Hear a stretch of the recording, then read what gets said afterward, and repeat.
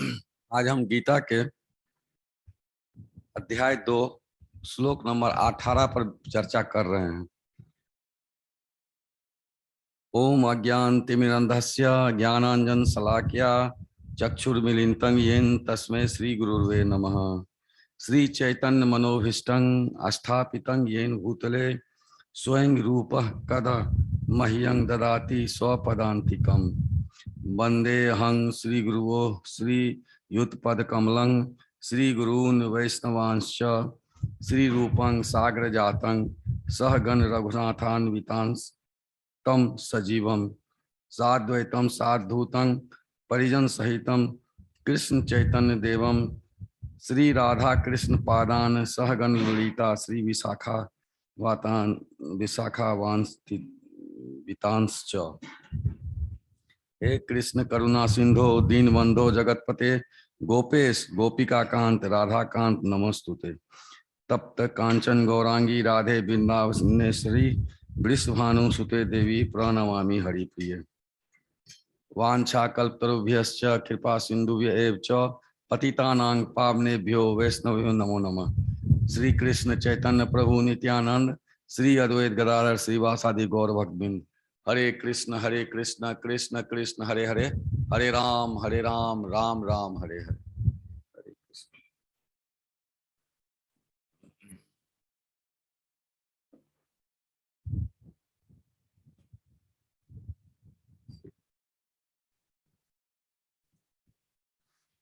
18 number श्लोक इस तरह से है।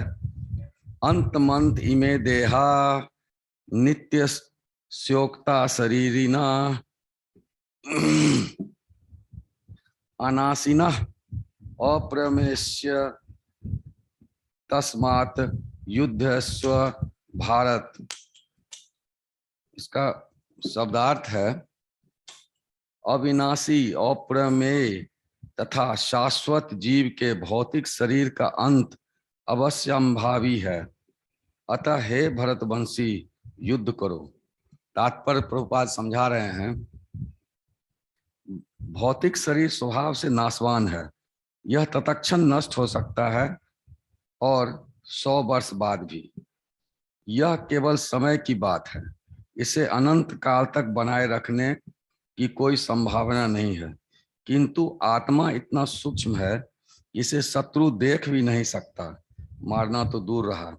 जैसा कि पिछले श्लोक में कहा गया है, यह इतना सूक्ष्म है कि कोई इसके मापने की बात सोच भी नहीं सकता। अतः दोनों ही दृष्टि से शोक का कोई कारण नहीं है, क्योंकि जीव जिस रूप में है न तो उसे मारा जा सकता है, न ही शरीर को कुछ समय तक या अस्थायी रूप से बचाया जा सकता है। पूर्ण आत्मा के सूक्ष्म कण अपने कर्म के अनुसार ही यह शरीर धारण करते हैं। अतः धार्मिक नियमों का पालन करना चाहिए। वेदांत सूत्र में जीव को प्रकाश बताया गया है, क्योंकि वह परम प्रकाश का अंश है। जिस प्रकार सूर्य का प्रकाश सारे ब्रह्मांड का पोषण करता है, उसी प्रकार आत्मा के प्रकाश से इस भौतिक देह का पोषण होता है। जैसे ही आत्मा इस भौतिक शरीर से बाहर निकल जाता है, शरीर सड़ने लगता है। अतः आत्मा ही शरीर का पोषक है। शरीर अपने आप में महत्वहीन है, इसलिए अर्जुन को उपदेश दिया जाता है कि वह युद्ध करे और भौतिक शारीरिक कारणों से धर्म की बलि न होने दे।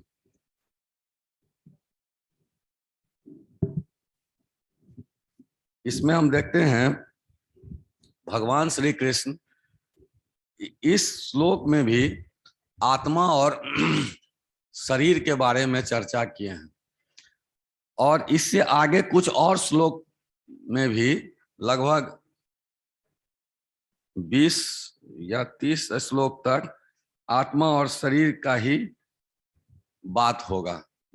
तो इससे ये पता चलता है, जो देखिए, आत्मा और शरीर या प्रकृति या कुछ भी, मन बुद्धि अहंकार जो भी है, सब भगवान का ही बनाया हुआ है। भगवान ही इसको बनाए हैं। लेकिन और उन्हीं का बनाया हुआ चीज में भगवान को देख रहे हैं कि आत्मा और शरीर के बारे में बहुत ज्यादा समझाने की कोशिश कर रहे हैं अर्जुन को। तो इससे हमको ये पता चलता है कि हमारे जीवन में आत्मा और शरीर के बारे में जानना सबसे ज्यादा जरूरी है। अगर उतना ज्यादा जरूरी नहीं रहता तो एक दो श्लोका में ही भगवान इसको पैकअप कर देते, बात समझा के। लेकिन हम देखते हैं कि बार बार भगवान इस पर जोर दे रहे हैं। इससे हमको ये समझना चाहिए कि आत्मा और शरीर को अगर हम इस जीवन में नहीं समझ पाए, और हम अगर हमारे पास गीता है या गीता में नहीं भी है, तो हम उसके संपर्क में हमको आना चाहिए और एक शुद्ध वैष्णव के संपर्क में आना चाहिए, एक शुद्ध संस्था के संपर्क में आना चाहिए।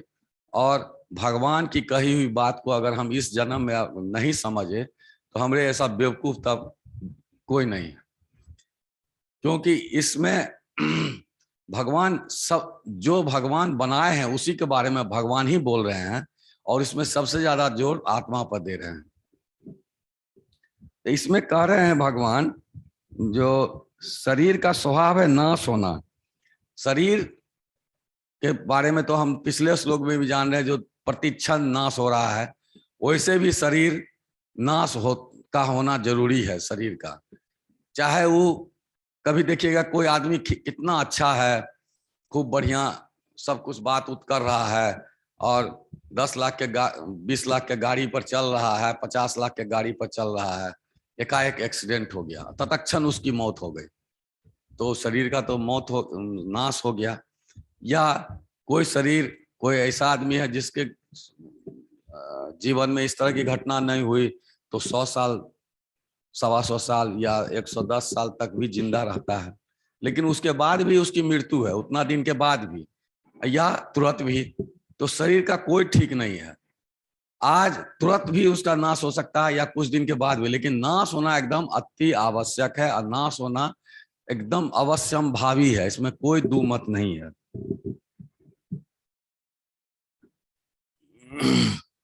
और इसमें भगवान फिर कह रहे हैं आत्मा के बारे में। अब शरीर के बारे में तो भगवान बोल दिए जो नाशवान है, अब आत्मा के बारे में भगवान बोल रहे हैं जो ये नाशवान नहीं है, और आत्मा का परिवर्तन भी नहीं होता। शरीर में तो परिवर्तन होते रहता है, बच्चा में हम कितना सॉफ्ट सॉफ्ट रहते हैं, फिर थोड़ा बड़ा होते हैं तो थोड़ा किशोरावस्था में आते हैं, फिर हम जवान रहते हैं, फिर अधेड़ होते हैं, बूढ़े होते हैं, फिर एकदम बूढ़े हो जाते हैं और मृत्यु हो जाती है।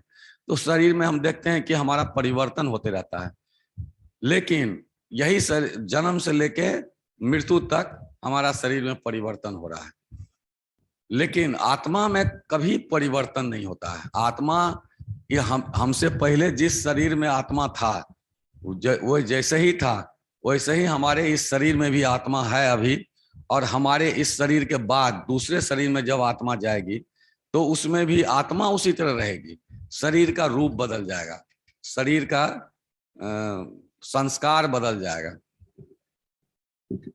और आत्मा के बारे में यह भी कहा गया है जो आत्मा का कोई कुछ नहीं बिगाड़ सकता है, उसका नाश नहीं कर सकता है, आत्मा को कोई मार नहीं सकता है। कोई मेरा बहुत बड़ा शत्रु है, वो मेरे शरीर को क्षति पहुंचा सकता है, लेकिन आत्मा को क्षति नहीं पहुंचा सकता है। इसके बारे में हम ये भी कह सकते हैं जो आत्मा इतना सूक्ष्म है कि उसको कोई काट नहीं सकता है, न उसको कुछ भी उसका नाश नहीं कर सकता है, इसीलिए आत्मा कभी नष्ट नहीं होता है, ना उसको कोई बार सकता है, ना जला सकता है। ऐसा भी हो सकता है जो लोग क्या करेगा, किसी आदमी को किसी बड़ा मकान में पैक कर देगा, शीशा वाला मकान में या कोई भी मकान में, और उसमें आग लगा देगा, जो इसका शरीर तो जलिए जाएगा, साथ में आत्मा भी जल जाएगा। ऐसा भी सोच सकता है, लोग किया भी है प्रैक्टिकल वे में, लेकिन उस आग लगाने से एकदम पैक मकान में या ऐसा मकान को या ऐसा कहीं कोई चैम्बर में आदमी को डाल देगा और उसमें से एक थोड़ा सा भी उसमें छेद कहीं नहीं है, और उसमें ऐसा गैस भर देगा जो वो आदमी उस गैस से उसकी मृत्यु हो जाएगी। तो वो ये भी सोच सकता है जो उसमें आग स्पार्क कर सकता है, जो उसके बाद उसमें आग भी लग गया, ये सोच के जो आत्मा फिर जाएगा कहाँ? ये तो हम पैक किए हुए हैं, तो आत्मा इस आग में जल जाएगा और शरीर भी जल जाएगा। लेकिन आत्मा उसमें भी नहीं जलता है, आत्मा को कोई जला भी नहीं सकता है, कभी किसी ढंग से उसकी क्षति नहीं हो सकती है आत्मा की। तो हम ये देखते हैं, जो हमको,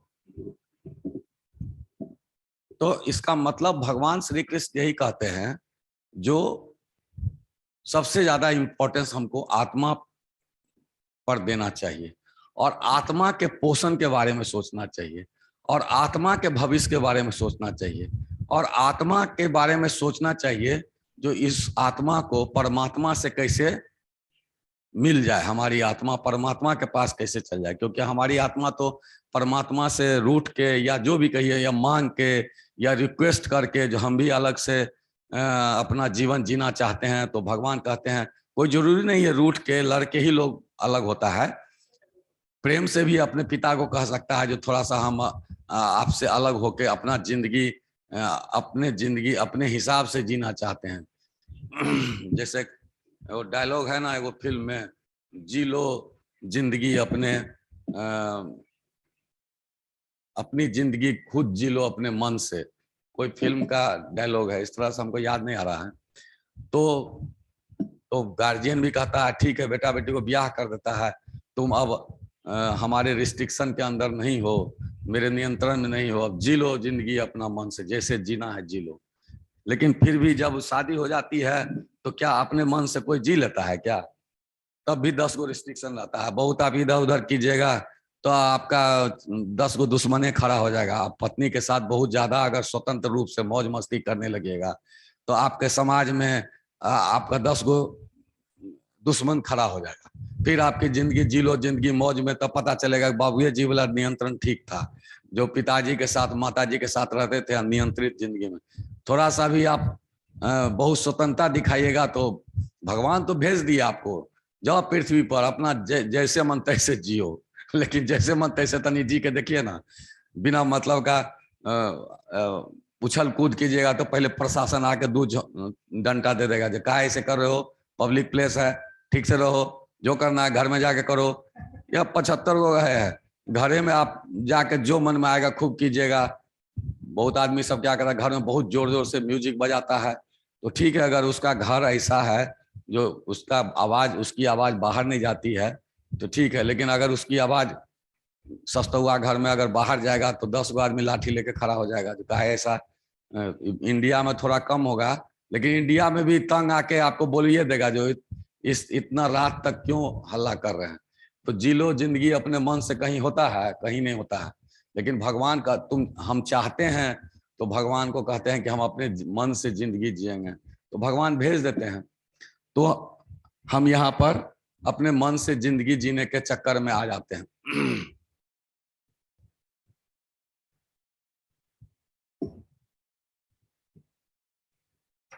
लेकिन हमको जब हम अपने मन से जीवन जीने लगते हैं, तो मान लीजिए कोई लड़का स्टूडेंट है तो रिस्ट्रिक्शन में रह के पढ़ाई लिखाई किया, बहुत अच्छी नौकरी उसको मिल गया, तो गार्जियन से जब उसको नौकरी मिलता है तो गार्जियन उसको पॉकेट खर्च नहीं देता है, और कोई बुझता है कि अब समझदार हो गया है और ये अपना जिंदगी अब अच्छा से जी लेगा, तो कोई तरह का रिस्ट्रिक्शन नहीं लगाता है, समझता है कि अपना अच्छा भला ही अब जान रहा, अब नौकरी कर रहा है। लेकिन जब वो लड़का नौकरी करने लगता है तो क्या जहां वो नौकरी करता है वो जैसे तैसे करेगा? उस वहां जहां वो नौकरी कर रहा है वहां 8 घंटा 10 घंटा या 12 घंटा काम करता है, तो उस माहौल का जो नियम कानून है उसके हिसाब से उसको उतना देर जीना पड़ेगा। फिर घर आइए तो आपका जो परिवार के हिसाब से, आपके परिवार में माँ है, बहन है या और रिलेटिव्स हैं, उसके हिसाब से आपको थोड़ा जीना पड़ेगा। उसके बाद या कोई नहीं है मान लीजिए आपके सामने, तो वहाँ का अगल बगल का समाज है, उसके हिसाब से जीना पड़ेगा।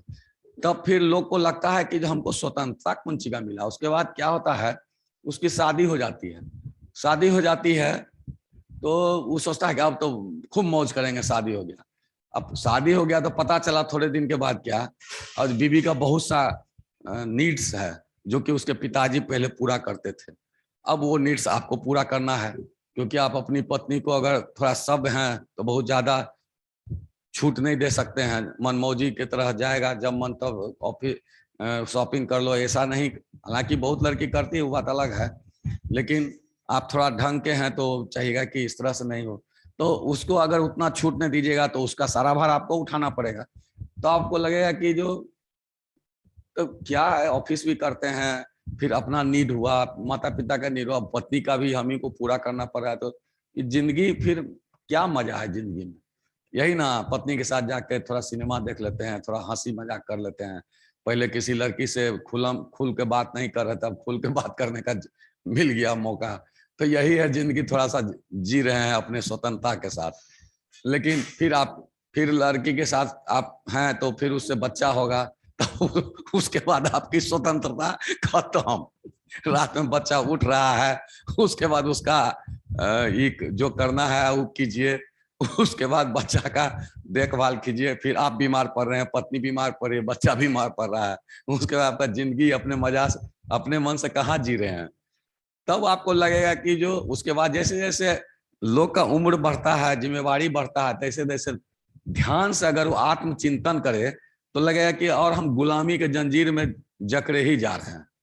उसके बाद मोह माया हो जाता है, लस्ट हो जाता है, अहंकार हो जाता है, इससे बात नहीं करेंगे, उससे बात नहीं, ये कह दिया वो कह दिया, उसके बाद ईगो आ जाता है, बहुत तरह का मोह माया हो जाता है, बहुत तरह की कोई बीमारी से गुलामी है, बीमारी उसके शरीर में ऐसा ऐसा हो गया, उसी के चलते गुलामी झेल रहा है, स्वतंत्र होकर कुछ नहीं कर पा रहा है।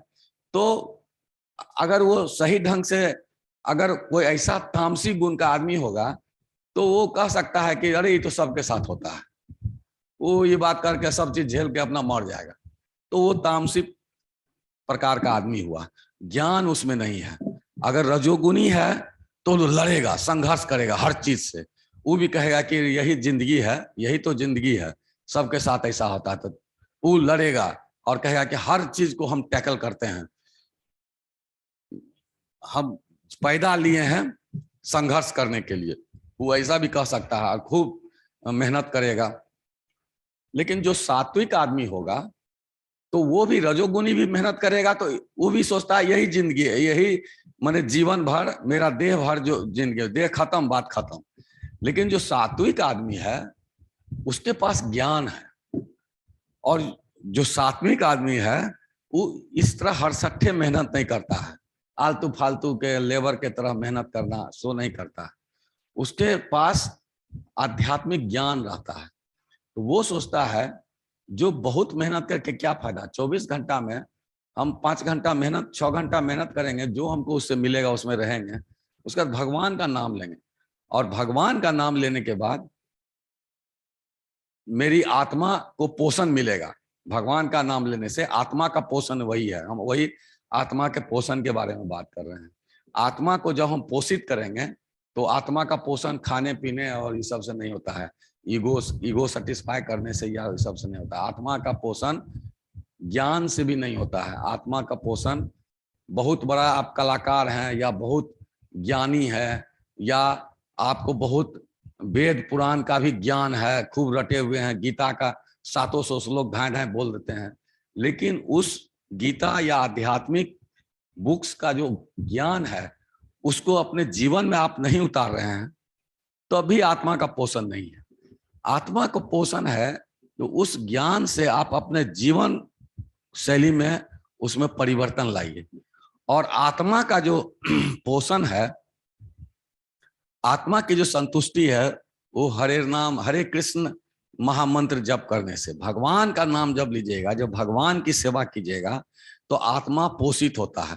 और जैसे लोग कहे ना, चिंतन करने के बाद लोग को पता चलता है कि क्या अपना जिंदगी क्या जी रहे हैं स्वतंत्र होकर, हम तो गुलामे हैं, भर जिंदगी गुलामी है कि आज इसका उसका, कल ऑफिस का गुलामी, तो आज अपने परिवार का गुलामी, तो ये वो, अच्छे भाव से या बुरे भाव से हमको गुलामी करना है। अगर बहुत बुरा भाव के हैं, चोरी डकैती स्मगलिंग करते हैं, तो आपका जो बॉस है उसका गुलामी आपको करना पड़ेगा। किसी का चमचाई करते हैं अच्छा आदमी का या बुरा आदमी का, तो उसका आपको उसके साथ गुलामी है करना पड़ेगा। चमचे क्या होता है, गुलाम है ना कर, आप गुलामी ना कर रहे हैं किसी का। तो इससे अच्छा फिर पता चलता है जो हम भगवान का गुलामी क्यों नहीं करें। तब उसको पता चल, तब आत्मा को ये पता चलता है जो हम भगवान को बोले थे, जो हम अपनी जिंदगी अपने से जी लेंगे, अपने ढंग से जिएंगे, उसका भी थोड़ा मजाल दे के देखें। तब हमको आत्मा को पता चलता है कि ये अपने से कोई जी नहीं पाएगा। इससे अच्छा है भगवान के पास ही हम चले जाएं, और तब होगा जो वहां पर जो गुलामी है दूसरे टाइप का गुलामी है, वहां है जो भगवान की सेवा का गुलामी है। तो सेवा जो होता है वो गुलामी शब्द से उसको अलंकृत नहीं किया जाता है। सेवा लोग दो तरह से सेवा करता है।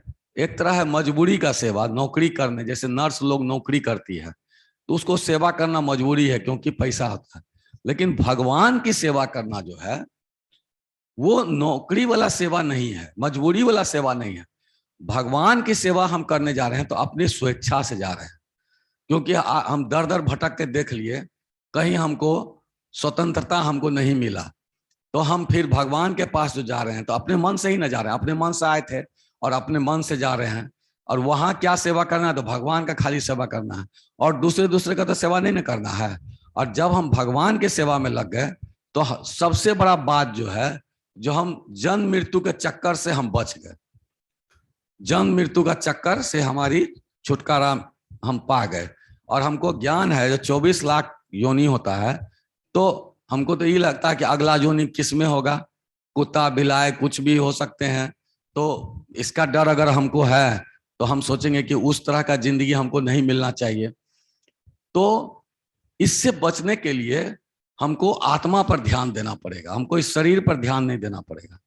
और आत्मा पर ध्यान देने का मतलब है जो आत्मा को हम इस शरीर से ऐसा काम लें जिससे कि आत्मा का पोषण होगा।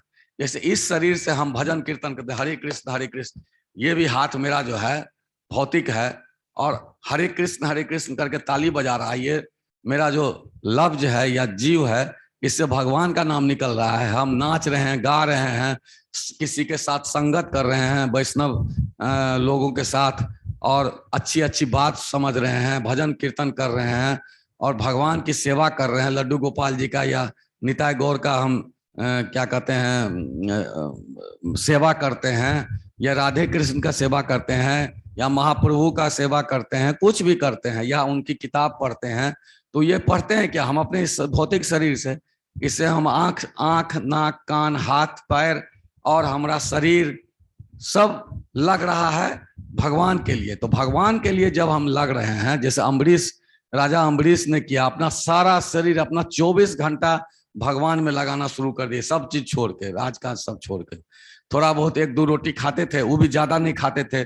जो ज्यादा खाएंगे और बढ़िया बढ़िया चीज राजा की तरह खाएंगे तो 5 घंटा, दिनों में 4 घंटा सोएंगे, रातों में 8 घंटा सोएंगे, 12 घंटा तो सोने में निकल गया। तो 12 घंटा सोए तो 12 घंटा तो भगवान के अथी से मेरा सेवा नहीं कर पाए, और 2-3 घंटा तो अपना नित्य क्रिया में लगता है। तो वो क्या कि खाना पीना भी एकदम कम कर दिए। जो जिंदा रहने के लिए खाना है, कोनो पहलवानी हमको थोड़े करना है जो इतना ही करेंगे।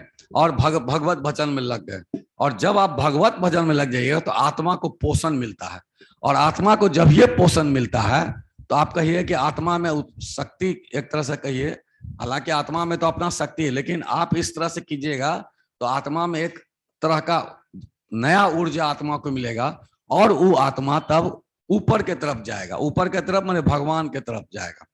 और जब आत्मा भगवान के तरफ गया तो अगला जन्म आपका जो है सो अच्छा रहेगा, इससे तो बेटर ही रहेगा। तो मेरा अगला जन्म सुधर गया, या हो सकता है हम अगला जन्म ही नहीं लें, या हो सकता है हम गोल भगवत धाम चले जाएंगे तो जन्म नहीं लेंगे, या हम स्वर्ग उर्ग या और कोई लोक में जाएंगे तो उतना दिन तो इस जिंदगी से तो अच्छा रहेंगे।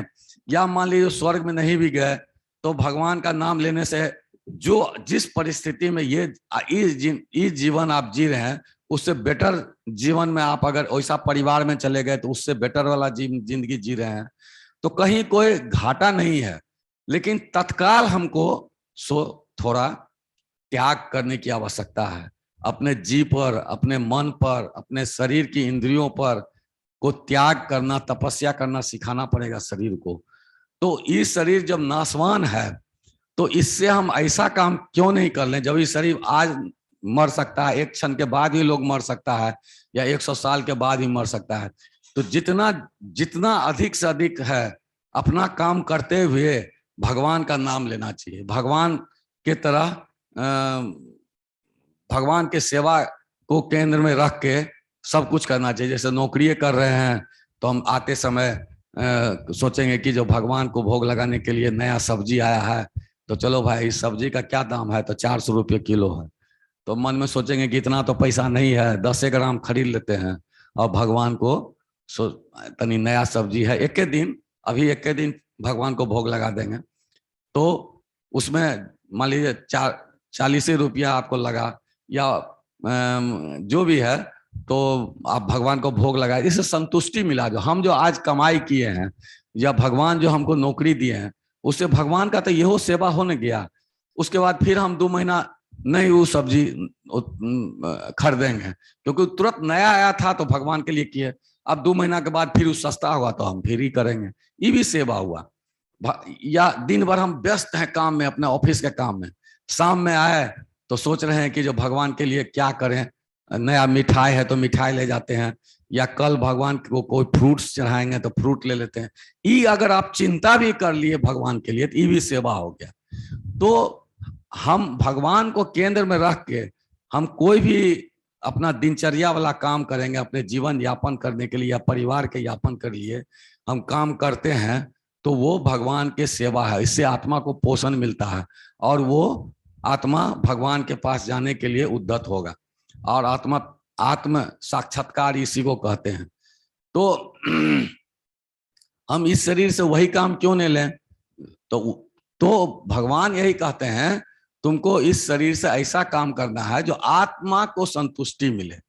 और तब भगवान कहते हैं, जो देखो आत्मा से क्या होता है, जैसे सूर्य के प्रकाश से पूरा ब्रह्मांड प्रकाशित होता है, उसी तरह शरीर के अंदर जो आत्मा रहती है उसके प्रकाश से इस शरीर भी प्रकाशित रहता है। तो आप कहिए कि शरीर केहन प्रकाशित हो छे, शरीर में कहाँ बॉल बढ़े छे, या शरीर में कहाँ देखते हैं कि उससे बॉल प्रकाश निकल रहा है। तो हमको ये जानना चाहिए, जो हर मनुष्य के में एक आभा हर मनुष्य से निकलता है, इसको औरा कहते हैं। औरा निकलता है हर मनुष्य से, लेकिन उस सबको दिखता नहीं है। तो आप कहिएगा कि तो झूठ है, तो झूठ है तो आप कोरोना के वायरस को देखे हैं, लेकिन वायरस से परेशान हुए कि नहीं, या उसको देखने के लिए विशेष प्रकार का यंत्र है, उसके बाद आप देखते हैं। तो औरा को भी देखने के लिए वैसा दृष्टि चाहिए, वैसा मन में कंसंट्रेशन चाहिए, या वैसा ज्ञान चाहिए जिससे आप किसी के औरा को देख सकते हैं। तब आप औरा को भी देख लीजिएगा। या बहुत सा ऐसा चीज है, हवा को कोई देखता है, सुगंध को कोई देखता है। अगर चमेली के फूल से इतना खूबसूरत सुगंध आ रहा है तो उस सुगंध को कोई देख रहा है, महसूस न कर रहा है। उसी तरह हमको देखना चाहिए, जो औरा हर शरीर से निकलता है। तो आप देखिएगा कोई कोई आदमी जो है ना, उसका शरीर देखने में बहुत खूबसूरत है, कोई भी कहीं भी जाता है तो लोग को अट्रैक्ट कर लेता है। देखिएगा कि औरत हो या मर्द, मर्द में भी एक से एक लोग हैं जिसको आप देखिएगा कि उसका आंख चमकता है, इस चेहरा का कटिंग उतना अच्छा सुंदर नहीं है, लेकिन उसके शरीर से लगेगा कि आपको ताजापन महसूस होगा। जैसे शुद्ध वैष्णव लोग जो होते हैं, जिनको कि खाना पर, वैष्णव शुद्ध वही होंगे जो खाना पर भी कंट्रोल करते हैं, स्वच्छता भी है और भगवान का नाम ले, उनका शरीर सब देखिए कितना एनर्जेटिक रहता है और कितना आकर्षित करता है, स्वच्छ सुंदर। और उनके शरीर से देखिएगा कि जो एक तरह से प्रकाश निकलते रहता है। हम लोग चेहरा उनका हरदम चमकते रहता है, हरदम वो मुस्कुराते नजर आएंगे। और हम लोग का शरीर देखिएगा, खा पी के भी चेहरा लटकल है, मुंह जैसे मेरा ही चेहरा देखिए लटका हुआ है, आँख ऐसे है, कुछ है तनी गाल उल फूला हुआ है, मोटापा है, थुलथुलापन है, अच्छा है। लेकिन एगो वैष्णव को देखिए, एकदम कसा हुआ बॉडी है, दुबला पतला है, उछलता है तो इतना इतना ऊंचा, हम उछलेंगे तो मेरा ठेहुने में प्रॉब्लम है, उसके बाद डॉक्टर कहेगा 3 महीना आप घरे में बैठे रहिए, बहुत उछलते हैं, उछलना बंद कीजिए। उन लोग को देखिए कितना उछलते हैं, गाते हैं, उसके बाद साधारण ही खाना खाते हैं और कितना अच्छा शरीर उनको मिलेगा। एक से एक आप देखिएगा इस्कॉन में ही एक से एक जो वैष्णव है या गृहस्थ जो लड़का सब है जो नियम इस तरह का पालन करता है, उसका शरीर देखिए कितना चेहरा उसका अच्छा लगता है, शरीर उसका कांतिमय है। सुबह में उठ के 3 बजे नहाता है, बीमार नहीं पड़ता है। हम लोग 3 बजे उठेंगे नहाएंगे 10 दिन बीमारे पड़, कैसा शरीर है।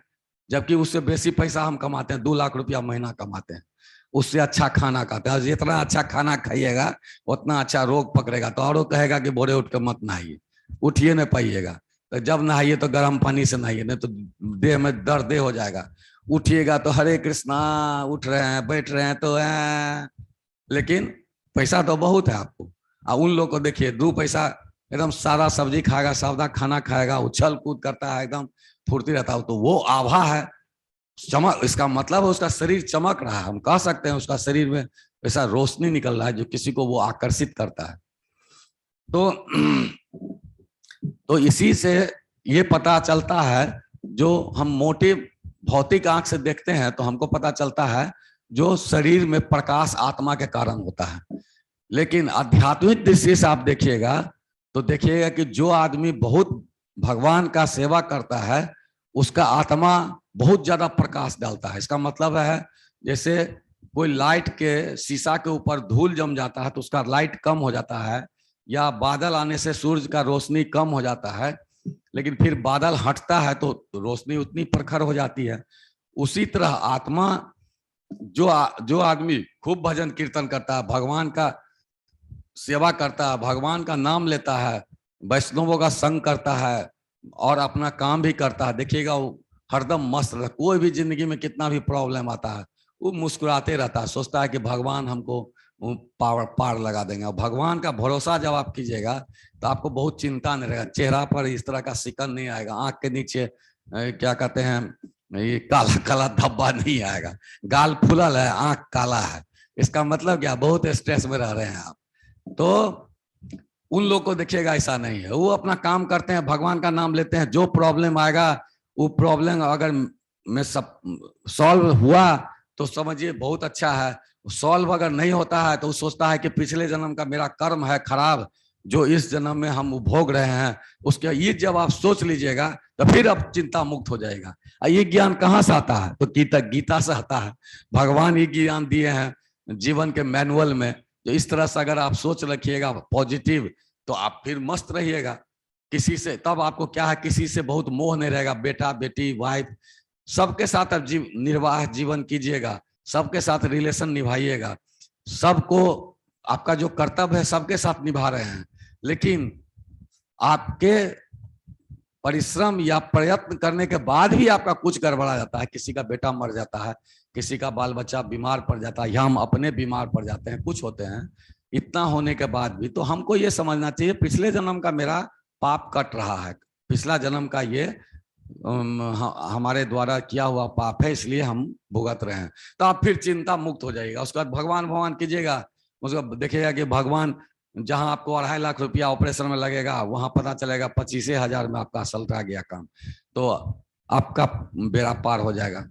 तो उस तरह के आत्मा को देखिएगा, जो आप भजन कीर्तन कर रहे हैं तो वो आत्मा में प्रकाश आता है। वो प्रकाश हमारा शरीर पर इस तरह से असर पड़ता है कि हमारे शरीर से जो कांति निकलती है तो वो कोई भी दूसरा देखता है तो कहता है ये कौन आदमी है भाई, ऐसा है, उसका कुछ अलगे पर्सनालिटी है। तो इससे हमको पता चलता है कि आत्मा हमारे शरीर को प्रकाश देता है। तो हमको आत्मा को फायदा पहुंचाने के लिए अगर हम अपने इस शरीर से जो काम करते हैं तो मेरा भी फायदा है उसमें। और ये शरीर तो नासमान है तो हम इससे अच्छा काम क्यों नहीं ले लें, ताकि ऐसे भी लोग कहता है जो किसी को मदद कर देना अच्छा है, भलाई का काम है। तो हम इस शरीर से अपने आत्मा को समझिए मदद कर रहे हैं उसको, उसके अच्छाई के लिए। तो चलिए ये भी मेरा अच्छा काम है, जो हम तो इतना किसी का मदद के लिए ये काम, इस शरीर काम ला रहे हैं, तो ये भी अच्छी बात है, क्योंकि किसी का सेवा करना मदद करना अच्छी बात आती है।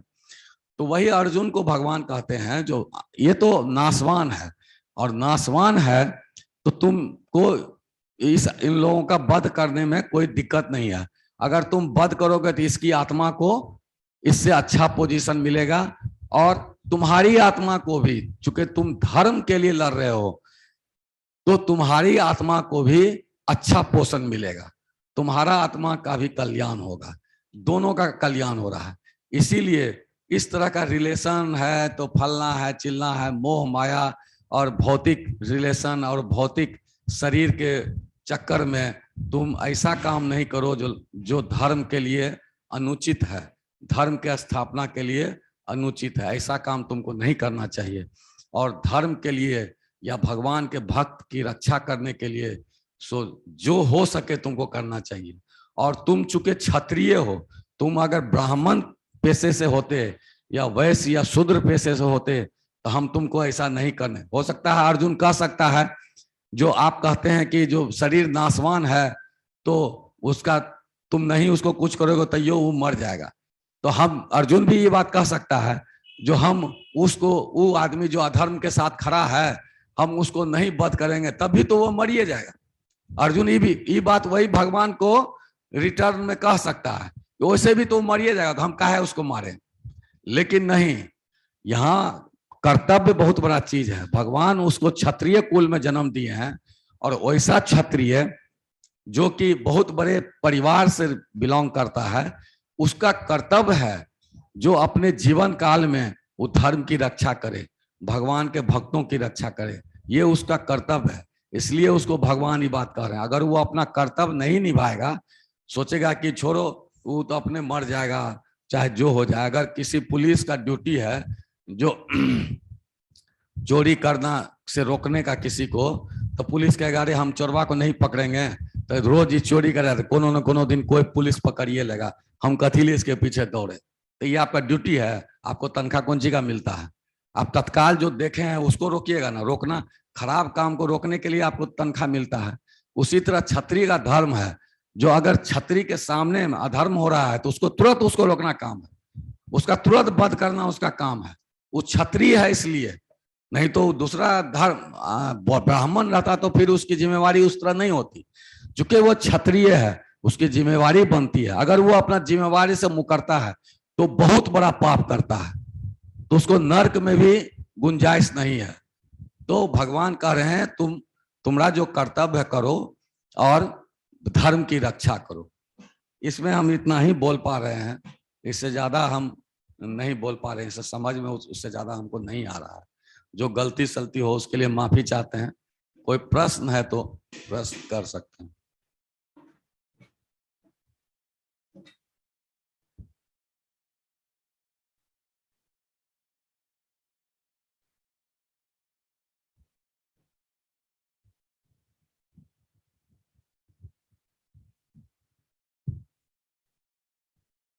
अच्छा, मेरा एक प्रश्न था। बोल रहे थे प्रभु जी, बीच में मेंशन कर रहे थे कि जैसे एंजॉयमेंट के बारे में, कि पत्नी के साथ घूम रहे हैं, एंजॉय कर रहे हैं, फिर बद्ध हो जाएंगे, फिर अगर किन्हीं का वो शिकार कर लें, क्या बोलते हैं इसको, मतलब कि हम किसी को सरेंडर किए हैं, किन्हीं का अंडर है, तो उसमें हम अच्छा बेटर एंजॉय कर सकते हैं। यही आप बता रहे थे उस टाइम। क्या मतलब जैसे भगवान का हम सेवा कर रहे हैं तो उसमें ज्यादा एंजॉयमेंट ना कि खुद हम भोग करें, कोई चीज का एंजॉय करें, वो चीज आप बता रहे थे। हाँ, तो उसी से रिलेटेड हम पूछ रहे थे कि जैसे दिमाग में कहीं ना कहीं एकदम डीप विद इन हार्ट बैठा रहता है कि हम एंजॉय करेंगे मटेरियल चीज को, माता जी या पैसा या घर परिवार, मतलब कुछ भी, तो उससे हम हैप्पी हो जाएंगे। ये डीप विद इन हार्ट बैठा रहता है। तो साथ ही साथ स्पिरिचुअलिटी में आने से हम लोग गुरु या डिवोशनल सर्विस का प्रैक्टिसेस जो भी होता है उसको अच्छा से सरेंडर नहीं कर पाते, मतलब पूरा तरह से समर्पित नहीं करते हैं, ये सोच के कि अगर ज्यादा कर दिए तो मेरा वो जो, मतलब ज्यादा हम जो एंजॉय कर सकते थे वो जो डीप विद इन हार्ट बैठा हुआ है, कह रहे मतलब उसमें बाधा हाँ आएगी। 64 माला करने के बाद, मतलब बहुत सारा जो दिमाग में चलता है ना कि ऐसे इतना नियम, मतलब इतना पहचान क्यों करना पड़ेगा। बाकी आदमी लोग जिस तरह से जी रहा है, मतलब थोड़ा अच्छा से ही जी रहा है, मतलब उतना भी पाप नहीं कर रहा है। तो हम लोग भी उतना पाप नहीं कर रहे हैं ये सोच के कि अरे वैसा जैसा टाइप का ज्यादा पैसा या अपना वाइफ के साथ फ्रीली मिक्स, मतलब ठीक है, अरे महीना में एक बार, मतलब समझ रहे हैं ना, मतलब लगता है ना कि ज्यादा गर्दन मचोड़ा जा रहा है जबरदस्ती, मतलब ऐसा टाइप का। तो इसीलिए क्या करते हैं कि हम लोग डिवोशनल सर्विस को थोड़ा घटा लेते हैं, इस सोच के प्रभु जी दिखाएंगे, ज्यादा एडवांस नहीं है तो प्रभु जी हो सकता है कम इंगेज करे सेवा में, हम ज्यादा ऊपर एडवांस नहीं करेंगे, थोड़ा मटेरियल इंजॉयमेंट ज्यादा इधर, मतलब पूरा घूम फिर के पूरा मटेरियल वर्ल्ड को आएंगे, अब बुढ़ारी में एक दिन सरेंडर करेंगे, तो तहिया करेंगे, अभी भर दिन भर हमको जीवन और भोग करने दीजिए, अभी छोड़ दीजिए। तो हम यही बोलना चाहते हैं, ये जो चेतना जो अंदर से ये आ रहा है, तो इसको मतलब किस तरह से ग्रेजुअली प्यूरिफाई करना चाहिए, ये सोच के कि मतलब वो एंजॉइंग मेंटेलिटी जो मेरे अंदर डीप विद इन हार्ट बैठा हुआ है, उसको भी थोड़ा थोड़ा मतलब बीच बीच में ज्यादा फ्रस्ट्रेट नहीं करे, ऐसा नहीं कि पूरा भक्ति छोड़ के भाग जाए, थोड़ा थोड़ा मिलते रहे टोनिक, जैसे हो सकता है कोई आइटम हमको अच्छा लग रहा है खाने में, तो ऐसा नहीं कि भालो ना खाए वो, भालो ना पोड़ी वो, मतलब कभी कभी उसके कारण भी भाग जाता है कि मतलब ज्यादा हो गया, मतलब ठीक है नहीं, धीरे धीरे सरेंडर करेंगे, बुढ़ारी में आएंगे भक्ति में, तो ऐसा टाइप का, तो वो मेंटेलिटी भी मतलब ज्यादा फ्रस्ट्रेट भी नहीं हो और ग्रेजुअली धीरे धीरे सरेंडर कर पाए। और मतलब क्या करना चाहिए हम लोग की तरफ से कि हम लोग भी वैसा लेवल जो गुरु जी समझ पा रहे हैं कि भालो ना खाए वो, भालो ना पड़ी वो चेतना पे आ पाए, ताकि फटाक करके सरेंडर कर दे भगवान को, क्योंकि कभी भी मर सकते हैं, तो हर चीज का है, तो वही बात है कि ज्यादा फ्रस्ट्रेट भी नहीं करना है, और मतलब किस तरीके से इसमें तो देखिए वो मटेरियल खुशी जो है हर आदमी बच्चा पैदा लेता है तो उसके माँ बाप को नहीं पता चलता है मटेरियल स्पिरिचुअल इंजॉयमेंट क्या है और मटेरियल इंजॉयमेंट क्या है। जनरली हम ही लोग बच्चा पैदा किए, हम लोग को थोड़े पता था मटेरियल इंजॉयमेंट क्या है। 50-55 बरस के हुए तब जाके पता चला जो इसमें भी क्या है। उससे पहले पूछते थे जय हनुमान ज्ञान गुण सागर हो गया, भगवती का पाठ कर दिए, या कुछ चाहिए तो अब अथी कोई व्रत रख लिए 10 दिन का, यही सब समझते थे जिससे कि मटेरियल हमको मिले। जैसे नौकरी नहीं मिल रहा है तो दुर्गा सप्तशती पाठ किए तो नौकरी मिल गया, कोई तरह का बीमार पड़े तो सुंदरकांड कीजिए तो आपको बीमारी छूट गया, या बच्चा को नौकरी हो गया, तो उससे क्या हुआ, हम वो काम उन पूजा पाठ जो किए उसे मटेरियल प्राप्त हुआ। तो हमको ये पता नहीं है जो ये मटेरियल है और स्पिरिचुअल फिर क्या होता है, ये पता नहीं है। तो आप तो मटेरियल करते रहिएगा, पूजा पाठ भी कीजिएगा तो वो भी मटेरियल तक हुआ। आप मान लीजिए स्वर्ग के कामना से बहुत दान पुण्य करते हैं हम स्वर्ग जाएंगे, तो हमको ये पते नहीं है जो स्वर्ग स्पिरिचुअल है कि मटेरियल है। हमको तो अब ना गीता पढ़े तब पता चला जो गोलक वृंदावन धाम के नीचे जितना भी लोक है सब मटेरियल में आता है। और इसे हम लोग क्या समझते थे, ये पृथ्वी से आप हट ऊपर उठे तो स्वर्ग जो है वो मटेरियल नहीं है, हम लोग यही समझते थे, वो स्पिरिचुअल है। हम लोग पूछते थे स्वर्ग लोक, ब्रह्म लोक, सिंह लोक, या ध्रुव लोक, सूर्य लोक, चंद्र लोक, ये सब स्पिरिचुअल है, हम लोग ये समझते थे। गीता के ज्ञान से पता चला कि ये सब भी मटेरियल है। स्पिरिचुअल सबसे बड़ा है स्वर्ग, क्या कहते हैं, गोलोक वृंदावन धाम, जहां से आप लौट नहीं सकते हैं, और इस सब लोक से तो आप फिर लौट सकते हैं, पुण्य खत्म होगा फिर पृथ्वी पर आइएगा। तो सबसे पहले हमको ये पता, जिस आदमी को नहीं है जो मटेरियल और स्पिरिचुअल क्या होता है, आत्मा और शरीर क्या होता है, इसका ये 4 चीज का ज्ञान नहीं है, तब तो जो मटेरियल वो काम कर रहा है उसी में संतुष्ट रहेगा, वो उसको पता नहीं है इस बात का, अपना कर रहा है। लेकिन जिसको ये पता है, अब हो गया है, तो उसको एकाएक आप किसी को कुछ छोड़ नहीं सकते हैं, एकाएक आपसे छूटेगा नहीं। मटेरियल जो बात है वो जन्म जन्मांतर से हमारे ब्रेन में या हमारे डीएनए में या हमारे आत्मा में कहिए, जो वो उसका रिकॉर्डिंग किया हुआ है, वो हाँ उस संस्कार बना हुआ है। जैसे सेक्स है, हर योनि में सेक्स होता है, चाहे वो पेड़ पौधा भी काहे नहीं हो, चाहे ये जल्दी आपका छूटेगा नहीं। या और भी काम क्रोध लोभ मोह मद मत्सर जो है ये सब भी, और सेक्स जो है वो सबसे अंत तक इसलिए रहता है कि मनुष्य का योनि को छोड़ दीजिए, मनुष्य का योनि छोड़ के जितना योनि है वो खाली यही काम करता है, दूसरा कोई काम नहीं करता है। खाता है, सेक्स करता है, बच्चा पैदा, मर के जाता है। वो स्पिरिचुअल काम नहीं करता है या कुछ दूसरा नहीं करता है। वो भगवान उसको इतना ही के लिए बनाए हुए किए हैं। तो हाँ, और उस 84 लाख योनि घूमते घूमते आज हम, अगर हम आज मनुष्य योनि में हैं तो सोचिए 84 लाख योनि के में जाके जो हम सेक्स किए वो क्या इस बार आके तुरंत खत्म हो जाएगा, तुरंत वो इरिडिकेट हो जाएगा? नहीं होगा। इतना हमारा जो मस्तिष्क है उसमें देखिएगा कि उसमें तो साइंस भी बोलता है जो ऐसे ऐसे जो गड्ढा बना हुआ है ऐसे ऐसे, वो क्या है, वो आपके संस्कार का, या जो आप काम करते हैं या पिछले कहीं कोई काम किया तो उसका वो याददाश्त है, या उसका उसमें उसमें भरा हुआ है जो आप क्या करना आपकी क्या इच्छा है कि किस तरह का आप काम किए हैं और क्या कर रहे हैं। तो सेक्स वाला जो है ना वो सबसे गहरा होता है। क्यों? क्योंकि मनुष्य योनि में आप ऐसा भी कर सकते हैं जब हम ब्रह्मचारी रह जाएंगे, हम नहीं करेंगे। दूसरा कोई योनि में ही आपको है ये नहीं है चॉइस। मनुष्य योनि छोड़ के दूसरे कोई योनि में चॉइस नहीं है जब सेक्स नहीं कीजिएगा। आप पेड़ पौधा भी हैं तो आपका पराग जो निकल के जाता है तो उससे बीज उत्पन्न होता है ना जी, वही वो भी सेक्स हुआ। तो दूसरा योनि में तो सेक्स छोड़ने का कोई बातें नहीं है, उसको तो करना ही है। आपको फीड हुआ, प्रोग्रामिंग में फीड है, वो करना ही है। खाना खाना है, सेक्स करना है, पैदा करना है, बस, और दूसरा कुछ नहीं है। और पशु पक्षी हैं तो डरना है, और पेड़ पौधा को भी डर थोड़े लगता है, जब उसको काटने जाता है तब ये डरता होगा। तो ये इतना गहरा है जो मनुष्य योनि में आके वो जल्दी हटता नहीं है, क्योंकि 84 लाख इतना करोड़ों वर्ष से हमें वो है, हमारे मस्तिष्क में वो बनाए हुए है गहरा चिन्ह, उसको जल्दी आप हटा नहीं सकते हैं। तो उसको धीरे धीरे हटाया जाता है। एकाएक हटाइएगा तो आप, बहुत आदमी पागल हो जाता है, बहुत देखिएगा बहुत आदमी ये सब काम करने लगेगा ना तो सनक जाता है। उसके बाद पता चलेगा किसी का वो रेपे कर दिया, या उसको पढ़ने में मन नहीं लग रहा है, कोई काम करने में नहीं मन रहा है, तो उसको लगेगा क्या जो, तो कहीं कभी कभी देहात समय बूढ़ा बुजुर्ग क्या करता है, बात समझ जाता है तो कहेगा क्या एक ब्याह कह दही ना।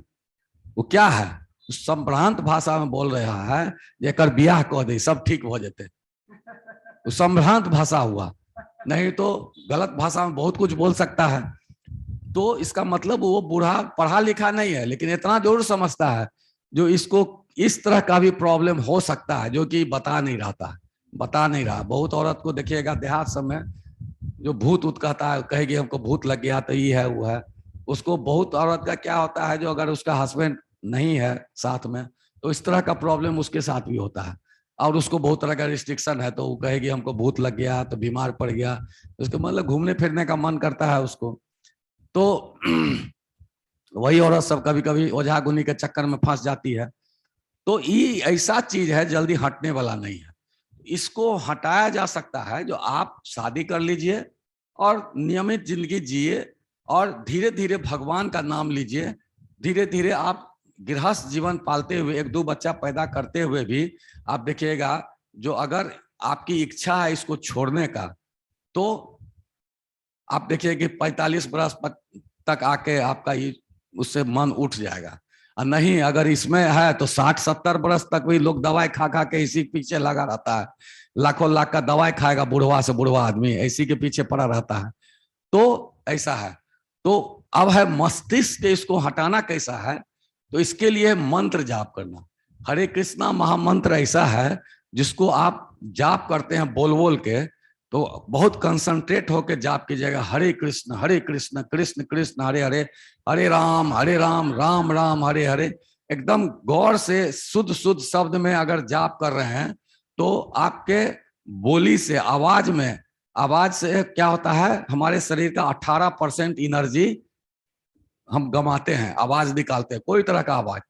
तो आप मंत्र भी जाप कर रहे हैं तो 18% एनर्जी निकल रहा है, और लगातार आप 16 माला कर रहे हैं, 2 घंटा से लगातार ही काम कर रहे हैं, तो कोई भी एनर्जी कहा जाता है, साइंस भी बोलता है और वेद भी बोलता है, जो कोई भी एनर्जी जो है वो डिस्ट्रॉय नहीं होता, बंद नहीं होता, उसका सो क्या कहते हैं, क्षय नहीं होता है। एनर्जी हमेशा ट्रांसफर होता है, एनर्जी का नाश नहीं होता है, वो एनर्जी ट्रांसफर हो जाता है, बदल जाता है। जैसे विद्युत है, विद्युत का एनर्जी पंखा में आ गया तो पंखा नाचने लगा, वैसे विद्युत को छुएगा तार को तो आपको करंट मार देगा, लेकिन उसको मैकेनिकल में डालिएगा तो बड़ा बड़ा मशीन चला देता है। उसी तरह एनर्जी का ट्रांसफर, एनर्जी हमेशा ट्रांसफर होता है, उसका नाश नहीं होता है। तो जब आप मंत्र जाप कर रहे हैं तो उसका ऐसा तरंग बनता है जो पूरे कॉस्मेटिक एरिया जो ऊपर में है उसमें आपका ये मंत्र टेप होता है, एक तरह से समझिए वो हो रहा है, एनर्जी का नाश नहीं हो रहा है। दूसरा, आपका जो मस्तिष्क है, वो मस्तिष्क का जो वो देखते हैं जो तैर रहा है, वो क्या है, आटा गूथा हुआ आटा जो गूंथते हैं उस तरह से होता है। जैसे आटा को आप गूंथ रहे हैं ना, तो उसी तरह से आपका मस्तिष्क है, पल पल टाइप का है। तो आटा को अगर आप गूंथ दिए और उसमें ऐसे ऐसे ऐसे ऐसे करके उसमें दाग लगा दीजिए तो दाग आ जाएगा, और आटा सूख जाएगा तो वही दाग रहेगा। लेकिन वो आटा को फिर आप क्या कि थोड़ा पानी देके फिर ऐसे ऐसे ऐसे कर दीजिए, दागवा मिट जाएगा, फिर जैसा दाग चाहिएगा वैसा बनाइएगा। तो मंत्र जो हम जपते हैं तो उससे वाइब्रेशन से क्या होता है, हमारा मस्तिष्क का जो वो मस्तिष्क का जो अंग है जिसमें वो दाग है, जिसको इंग्लिश में या बायोलॉजिकल शब्द में जो कहता होगा, उसमें वाइब्रेशन होता है। वो वाइब्रेशन जब मंत्र का होता है, अगर सही ढंग से मंत्र जाप कर रहे हैं कंसंट्रेट करके, तो वो दाग जो है ना, जन्म जन्मांतर का जो आपका दाग है वो दाग मिट जाएगा, या वो दाग में जो गहराई तक दाग है उसमें कमी आ जाती है। मान लीजिए 60% गहरा दाग है, वो भरते भरते 10% पर आ जाएगा या 5% पर आ जाएगा, तो आपको देखिएगा उस तरह का इच्छा में कमी आ गई, कमी आ गई। कभी कभी क्या होगा, जो वो एकदम दाग खत्म हो जाएगा तो देखिएगा कि जो कोई ऐसा एज आएगा जिसमें आपको ये सब करने का मन नहीं करेगा। तो वो उसको आप बदल सकते हैं, अपने मस्तिष्क को, मस्तिष्क के दाग या आपके अंदर जो बहुत दिनों से जो संस्कार आया हुआ है उस संस्कार को मिटाने में सबसे बड़ा मेडिसिन है। कोई दुनिया में मेडिसिन है, कोई साइंस इसको नहीं कुछ कर सकता है, उसका सबसे बड़ा मेडिसिन है मंत्र जाप करना। भगवान पर विश्वास रख के और रोते हुए भगवान को कहिए जो इस सब के चक्कर में काहे फंसाए हुए हैं, और ये चीज है भगवान का दिया हुआ।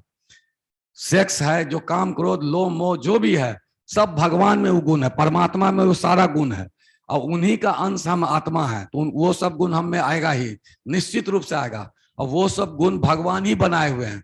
तो हमारे पास कोई औकात नहीं है उस गुण को हम मिटा सकते हैं, कोई माय का लाल नहीं उस गुण को मिटा सकता, उस गुण को वही मिटाएगा जो उसका मालिक है।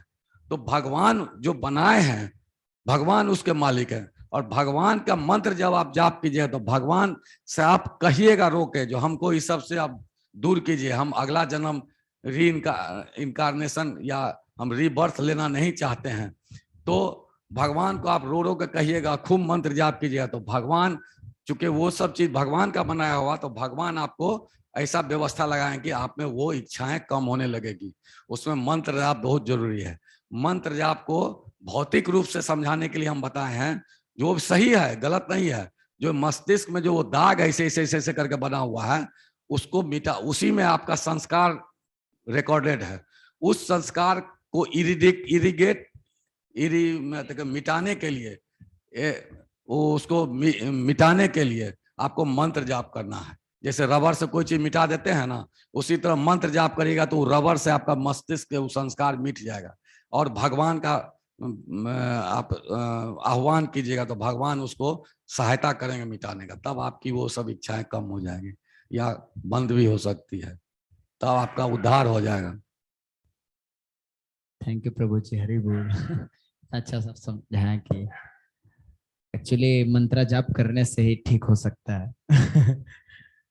मटेरियल प्लेटफॉर्म पे भी बताया कि कैसे मस्तिष्क से वो जो डीप इम्प्रेशंस है वो इरेज हो जाएंगे, और स्पिरिचुअल प्लेटफॉर्म पे भी बताया कि कैसे जिनका बनाया हुआ एक गुण है वही हटा सकते हैं। माया बनाया हुआ है भगवान का, और भगवान के परमिशन से ही माया आपको छोड़ सकती है, नहीं तो माया किसी को छोड़ती नहीं है।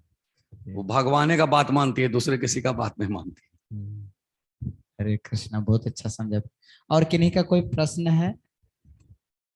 ठीक है, तो हम लोग यहीं विराम करेंगे। श्रीला प्रभुपाद की जय।